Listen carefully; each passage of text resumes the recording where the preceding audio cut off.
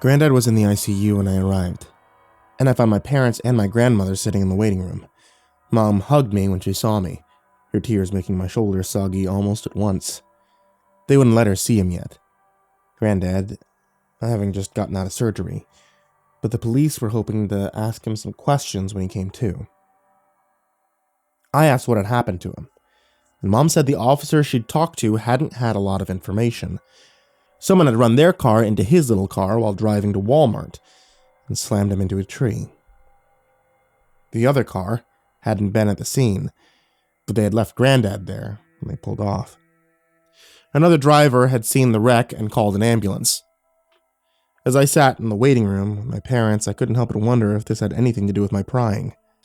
Granddad had put me in touch with Mr. Kromes, a retired officer who'd warned me about the far-stretched influence of the warden.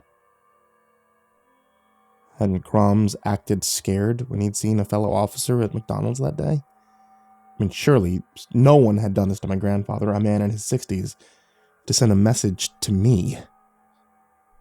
No one was that vindictive to hit one of their own. Right? The doctor came out as I was mulling it over and gave us a breakdown. Grandpa was awake, but the painkillers they had him on were making him loopy. He had a broken leg, a fractured arm, and his collarbone had been mended with a couple of big metal screws. He had lost a lot of blood, but they were hoping that he would recover. He suggested that we come back tomorrow, since they would try and step him down to a regular room if he did well tonight. We left, not really sure what to expect, but hopeful. I didn't hear from Kromes for 2 weeks. When I did, he called to tell me that he would meet me at a bar in the next town. He sounded tired, and I wanted to ask if something had happened. He didn't stay on the phone long, though. He gave me the address and hung up, leaving me in the lurch until 2 days later when the appointment time arrived. The time would prove harder to nail down than he thought. A week later, he told me to be 2 more weeks instead of 1. When he missed that meeting, he called the next day to say that he would meet me next week at the same spot. I met a lot of people in that time. They were ex-inmates, officers, both current and retired, all with a story to tell about the strange old place. None of them wanted their names used. None of them wanted anything the warden could track them with, and all of them seemed to be heading somewhere else. Some of them came in person, some of them just sent letters, but they all told a tale of that strange old prison. I was actually just compiling another story when Kromes called me to tell me the time was moving up. Meet me this afternoon. At noon. Don't be late. I can't stay long. The bar was a dive. A dingy little roadside spot with pickup trucks in the parking lot at noon and a greasy look that persisted after sunrise. The inside was a gaggle of day drinkers, a harassed-looking bartender in biker leathers, and Kromes. He was sitting near the bathrooms, much as he had at the diner. He was sipping whiskey from a cracked mug and waved me over when he saw me come in. He was dressed in a long coat, despite the heat, and had sunglasses and a cap on to obscure his face. Even so, he looked rough. His facial hair was scraggly, several days old, and he seemed tired as he sagged against the booth. Despite this, he looked relieved that I had arrived. This will probably be our last meeting, kid. I've been dodging them for the last few weeks, but they definitely know I'm talking to someone about the old time. They definitely know that you have, too. I'd wager some of those people you've spoken with wish they never heard of you. Regardless, I'm on my way out of town. You want the rest of the story, you better hurry. Are these the same guys who hurt my granddad? Probably. You better watch yourself. It's only a matter of time before you learn too much. Yeah. I'll take my chances. I said, clicking on the tape recorder and taking out my notepad.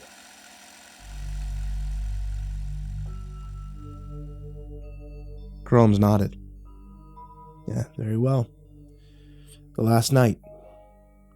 The night we handled the problem. Sealed our fate. We were all summoned to the warden's office before we left that morning. We were cold, sore, ready to collapse. But when the warden calls, you go. Your granddad and I were there, along with Caden and our captain, and 2 other officers that helped on the yard sometimes, Merrick and Holmes. He was sitting behind the desk. Close-cut gray hair, immaculate pinstripe suit, as he sipped tea and took us in. I worked under him my whole career. All of us did. He never got any easier to be around. The man wasn't like us. The man was downright spooky. You must be interested to know that Officer Miles is in stable condition at Emory, thanks to your efforts last night.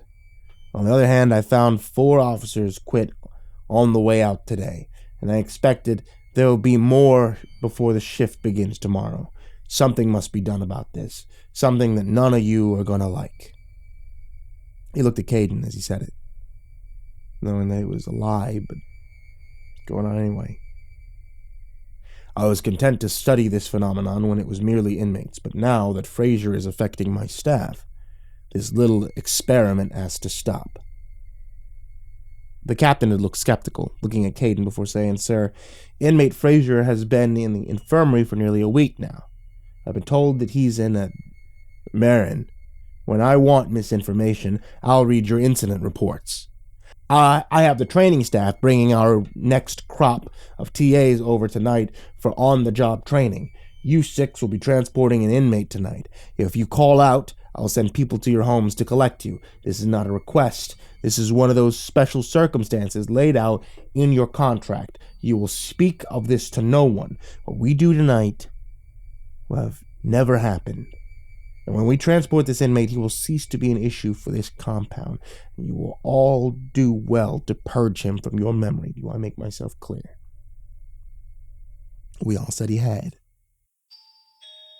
And he instructed us to meet him in the medical at 11 o'clock. Till then, we were dismissed. I don't think any of us slept very well that day. All of us arrived on time, petering out our night until 11 o'clock arrived. I looked up from my paperwork at 10:30, started making excuses to the officers working with me that evening. His name was Fauzi. He was greener in summer grass. He'd go on to be one of the best captains we ever had, but right then, he was a scrawny 20-year-old who didn't want to be in the dorm by himself. I considered trying to use him as an excuse, but I knew it wouldn't do any good. In the end, I told him I'd be back soon, and I made my exit. The thunder was already rumbling off in the distance as I made my way to the medical. The weather report hadn't said anything about rain tonight, but I guess the local news was mostly just guessing, as usual. It'd be the last rain we had until January, plunging the region into a drought that nearly doomed the autumn crop. For that week, though, he had called down the thunder and the rain every night. And we were forced to deal with it. Right up until we were forced to deal with him. They had loaded Fraser into a wheelchair. And I saw the warden looking at the sky uncomfortably. I was told the rain would be over by now, but it appears that our window is not as wide as I thought. Let's get this over with. We only have a small chance to make this work. We took him down the road and towards J-Dorm. J-Dorm, in those days, was called the Death House. It was Death Row. Straggview having an active row to this day. In those days, we still use the electric chair. I know a lot of places have stopped using the chair now, but I can remember Straggview using it right up until 2008. Only then because of an incident that has nothing to do with this story. We rolled them down the center road, past the tower, past the other dorms. Luckily, no one saw us as we went. The windows dark and everyone who wasn't clocked in was asleep. The thunder drew closer, the smell of rain filling our nostrils. Captain rolled him along. The 6 of us flanked him like an honor guard. Fraser sat strapped to his chair, understanding none of this, while the man who had put him in this state moved silently beside him. His head was covered in bandages, red and with old blood. His face was purple and slack. Someone addressed him. I'm sure there were more bandages beneath his uniform, too. And we were about to do something monstrous, no matter what Fraser had done. And it haunts me even now. We rolled into the death house, when there'd be a killing field for some of us that night. The thunder rumbled off the walls of J-Dorm as we rolled inside. The concrete walls were sweating as much as the dorm sergeant, Sergeant Castor. He was watching the dorm on his own, death row currently empty, and he seemed unhappy about what sort of hell we were wheeling in through his doors. He and the warden had a heated discussion in his office, which ultimately led to nothing. In Stagview, the warden got his way. Period. "Take him to the showroom," the warden said, Castor hovering behind him like a worried hummingbird. Caden started to roll the chair, but I stood my ground, and your grandfather seemed very unsure about what we were about to do. I was under the impression that we were taking him to a cell. Are we executing inmate Fraser, sir? "Yes, we are," he said, gauging my response. "Sir, that's a capital offense. You're talking about murder." "Son, inside Stagview, I am the judge, jury, and executioner. This man has already been expunged from the records. His death was reported a few days ago, and no one will question his disappearance. He is guilty of the murder of multiple inmates and the attempted murder of a member of staff. If, however, you feel unable to fulfill your duties," he said, his eyes twinkling behind the little gold glasses, "we can add another murder to Fraser's charges." I felt a cold shudder run through me as I realized he was serious. I wanted to deny him. I wanted to hang on to my pride, but I found my hand wrapped around the push handle as I prepared to guide him to his death. We rolled him past the cells, boxes lined with bars, through the adorned hallway, and into the long room that held the vengeful god in steel and wood. The chair sat on a raised platform, oiled and gleaming, as its source of power made the walls shake. We brought him to the edge of the platform, and I could swear that he leaned his head back to look up at it. I could have sworn that his arms had a little slight crackle around them as he sat before the chair. "Get him in quickly," Warden barked. "The storm will be on us any minute." Caden and your grandfather and the other two lift him out of the chair. The warden slapped at my shoulder as he pushed me towards the little booth near the wall, the one that held a switch. "Get in position. We only get one shot at this." He strapped him in, connecting the cap and securing the restraints, and I saw no one bothering with the hood. Fraser lolled there in his bindings, dead to the world. I put my hand on the lever as I waited for my signal. My misgivings were tucked away, someplace I could analyze them later. As everyone backed away, the warden pointed at me to make ready. We all waited for the hand to come down. It seemed like Fraser sat there for hours before the warden gave the signal, and I thrust down on the metal bar, one that would send the electricity out to end his life. As he came down, I heard a hum from a half a second before the power went out completely. In the dark, we could all feel the massive bolt of lightning that struck outside. And we couldn't see the newcomer who had appeared amidst the group in the dark any more than we could avoid feeling the rumble from the eldritch bolt as it hit. He was massive. 8 feet of seething rage. His arms looked as big as trees. His roar sounded like thunder in a bottle as it coursed up his neon blue throat. He swung out with them, scattering them as he screamed his anger, and those knocked aside started running. It was too much. A giant that looked like forked lightning. I'm not ashamed to say I cowered behind the protective screen, hoping to remain unseen, and those were the longest minutes of my life. I heard people being thrown around, heard screams of men as they were beaten to death, and I heard that thing stomp around as its weird light cast shadows on the wall. It was bigger than it had ever been. The storm and Fraser's rage giving it a strange life, and it used its newfound strength to hurt the men who had who had meant to kill Frazier. Something hit the other side of the blind, and I tucked my head down as it moaned and twitched. I reached a hand out timidly until I found a uniform shirt and drugged the man behind the screen with me. He was your grandfather. And that was probably what saved him in the end. The doctor said he had a broken arm and some pretty severe burns. When we got to medical, his injuries were nothing compared to the others, though. The thing beat him. It broke him. And I could hear them as they died just behind the partition. When the lights flickered, the generator starting up at long last, I heard a new sound from the throat of that behemoth. I heard the giant thing scream in pain as Frazier was electrocuted. The power surged through the chair, and I peeked up over the lip of that little window to see what was happening. The giant and Frazier were both jerking, bodies whipping around wildly as the current seemed to run through them both. The creature fell to its knees, its body still throbbing as the electricity seemed to arc through it like a spear, and then all at once it just burst apart. The neon body erupted in a shower of sparks that set fire to some of the chairs and boxes stored around it. Its pieces lay amongst the broken bodies of the other officers I had come in with. I began to wonder if your granddad and I were the only survivors of that little adventure. I pushed the switch lever back up as Frazier began to blacken.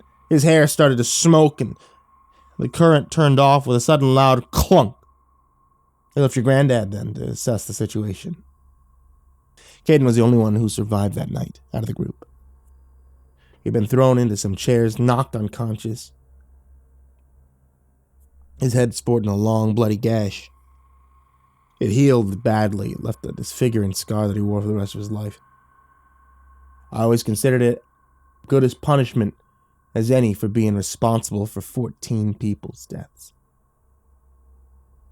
The others, captain, 3 officers, J-Dorm sergeant, they all dead. Bodies burnt, skin burst and red from the contact with the creature. It looked like a cow I'd once seen after it had been struck by lightning. I was helping your grandfather to his feet when the warden appeared beside me. He was unharmed, somehow. And despite being a little rumpled, he was none the worse for wear. He told me to take your granddad to medical, tell them that lightning had struck the yard and killed some men. We were to say nothing to J-Dorm or the execution under the threat of death. And he walked away feeling pretty lucky. I heard later that the going story was that lightning had struck the little group as we huddled on the yard. We had been lucky. Caden had been lucky, but the others had died in a freak accident. No mention of Frazier was ever made again. And we got on with our lives.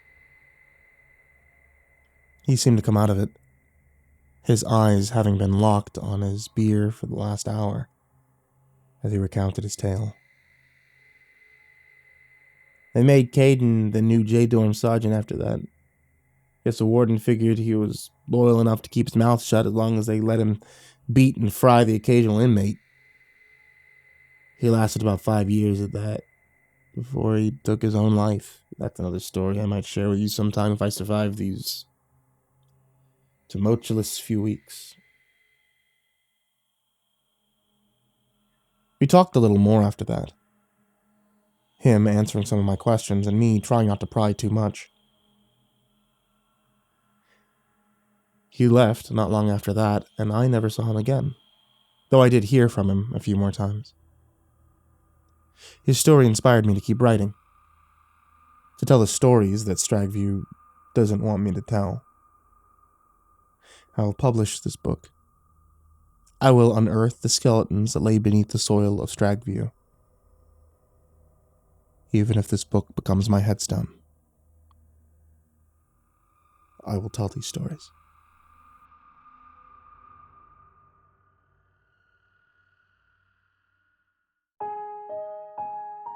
Hey there kids, it's me, MrCreepyPasta, and I just wanted to tell you thank you so much for watching tonight's video, or listening to tonight's episode of the podcast.